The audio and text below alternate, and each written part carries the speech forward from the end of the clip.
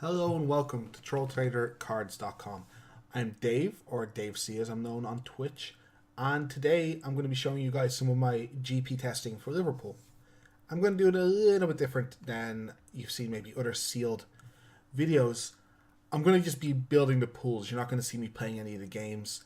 I'm going to build the pool. I'm going to show you the pool I had for this league, how I did with it, what I should have done differently, and how you should go about doing this. I'm going to play none of the games, but we're going to do this 2 or 3 times, get a feel for the sealed pools and the set and feedback.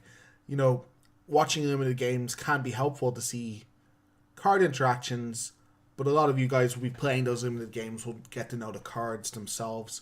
So, kind of shortcutting, get to see more sealed pools built this way, opposed to played, and maybe gain a bit more knowledge on the building side and one of the harder things to do with sealed. So here's the pool. Straight away we see a bit of a bomb, one of the better cards sticking out there. I don't like sorting by rarity. I see a lot of people doing that, but I think sometimes sorting by rarity distracts you a little bit. Makes you kind of go, oh, these 3 rares, need to play them. And while it's nice to know exactly what you should build your deck around, I like to go through the colors first and see what they have to offer. So I like to pull out the playables. This card's playable in the right deck. I'm going to be a bit generous with playable. I'm going to take cards that are just playable in certain archetypes and pull them aside as well, and we're just left with unplayables and sideboard cards.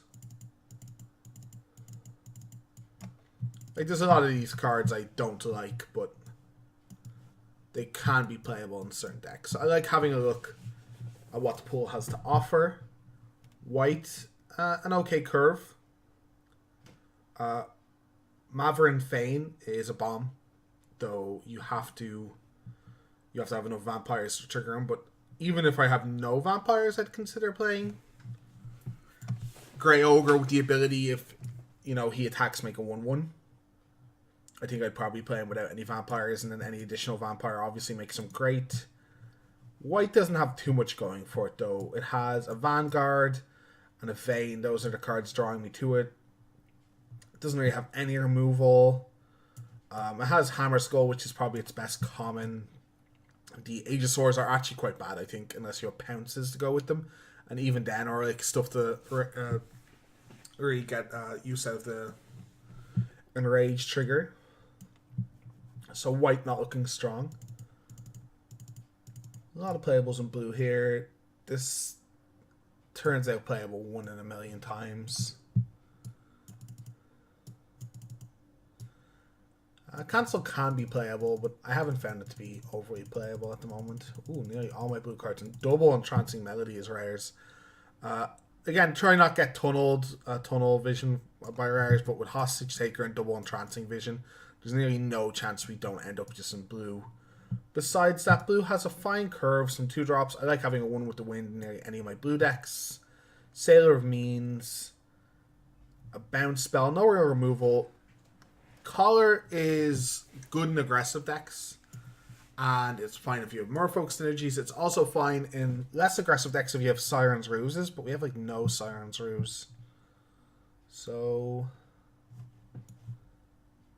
that is our blue, and blue is a front runner. I'll nearly certainly be in blue.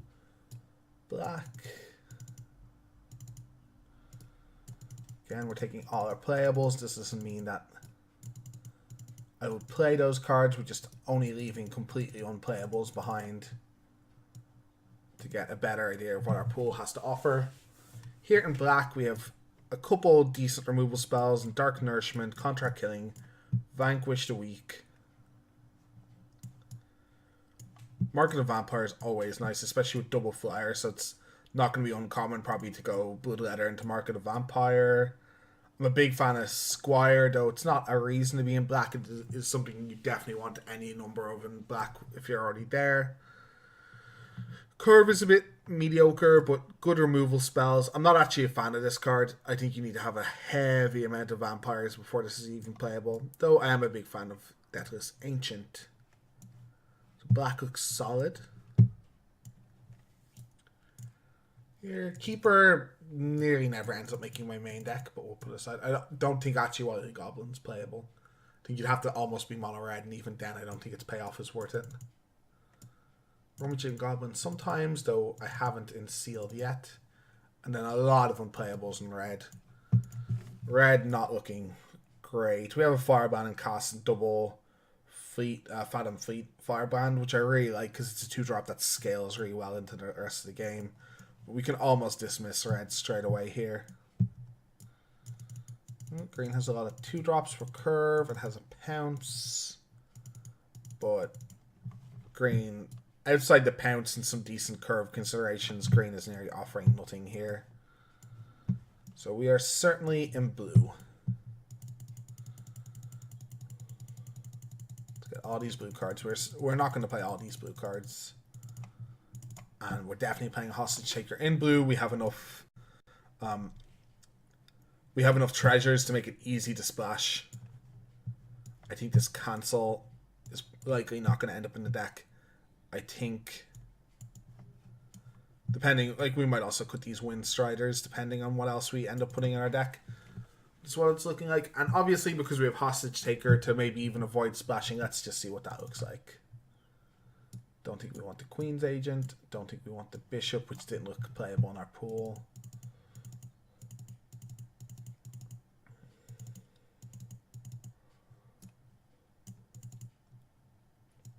I don't think we're the kind of style deck for this. Either Queen's Agent is playable, but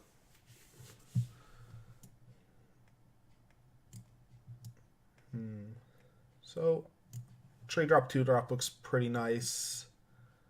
5-drop is a bit too stacked here. I think the Wind Striders probably get cut, and we need one more cut to this.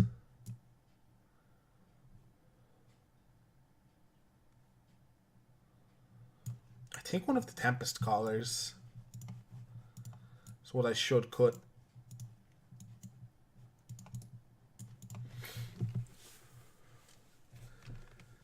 Yeah, this is likely looking like the deck to play.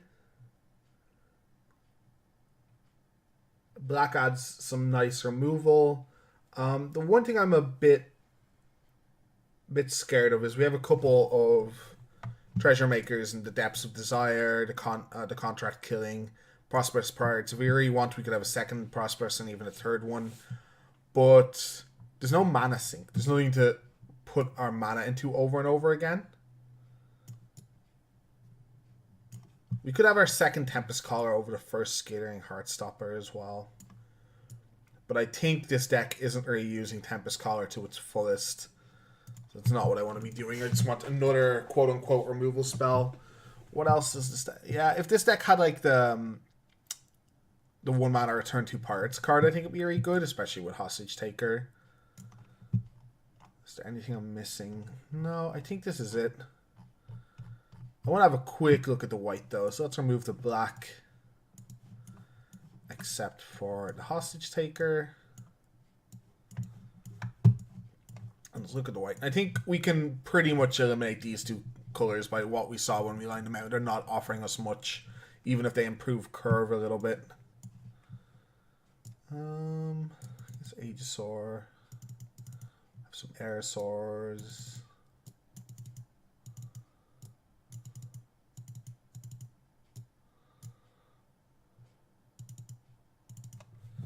Probably looks a little like this. Could also be a slash of Talons in here.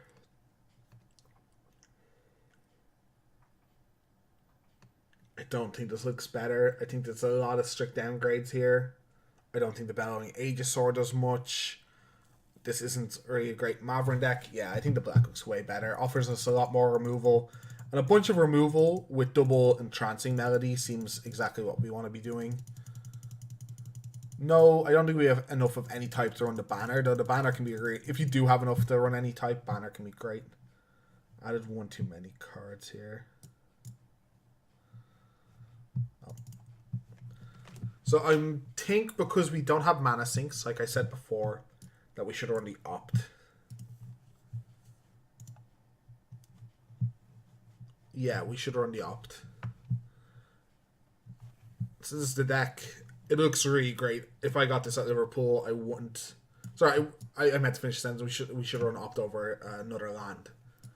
And that acts as a land and also a kind of another spell at times. If I was offered this now, if I was told I'd open exactly this at Liverpool for day one, I'd snap it off. This deck is excellent. I'll show you what deck I end up, because I played a couple of rounds now. We're actually just finished our 4th round. And I've recorded this because I don't know if it lets me edit the deck after the 4th round. So we don't have our entire result. But this is what we played before. As you can see, almost identical to what I chose. Except I'm not running Opt and I'm not running the Skittering Heartstopper. And I think that's a mistake. The double Tempest Caller didn't do much. I'm not putting pressure on the ground. I think it pulled out a win once in a very awkward situation where like the 3 damage from a knave or whatever counted. And also I flooded a lot. And it's easy to blame flood on Magic Online. But when you look at the deck realistically, like I said before, there's no mana sinks. This is like the mana sinkiest thing. The most I ever did with my mana was Depths of Desire, get back my Hostage Taker, play whatever I hostage took, and like stuff like that. But in general, this deck has 17 lands. It has Depths of Desire, Sailor of Means, and Prosperous Pirates, and all these cards end up making mana. So I didn't have much to do with it. My floods were more pronounced. I'd sit there with 9 mana, and none of my individual creatures bust through that much. I don't really have, and I have to depend a lot on my 2-for-1s to really get through those game states. And then against blue decks where they can just bounce the cards that I play off these, it became really tough. So I think this is the slightly better version. Another reason over the second Tempest Caller, I was saying, it didn't help me win the game.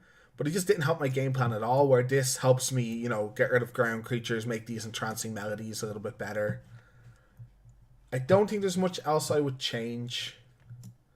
I think this probably seems like the correct build. The only other card I was considering is a Prying Blade, because I have a lot of evasive creatures.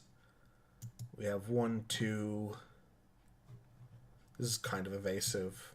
3, 4... Possibly 5, 6. I don't have that many Merfolk. But I could also just add Strider, and it also triggers both my Apprentices, which might need it. So it might also be correct to take out the Heartstopper and add the Wind Strider. And that's what I kind of learned from my first deck. Maybe I just need a bit more evasion. But I think I would start with the Hopper for better curve considerations and more removal needed. And this is the deck I'd run. Okay, thank you for watching the first video. Oh, sorry. I've ended up 2-2 with this deck going into the last round. One of my losses was to double Mana Screw, and another one was to my to them just curving out really well. Me not being able to do much. I got a Hostage Taker, they killed it, and that was kind of it. After 2 tight games, I got destroyed in the 3rd one. So we're 2-2 going into the last round. Thank you very much for watching this video, and I will be building 2 more pools, so tune in for them.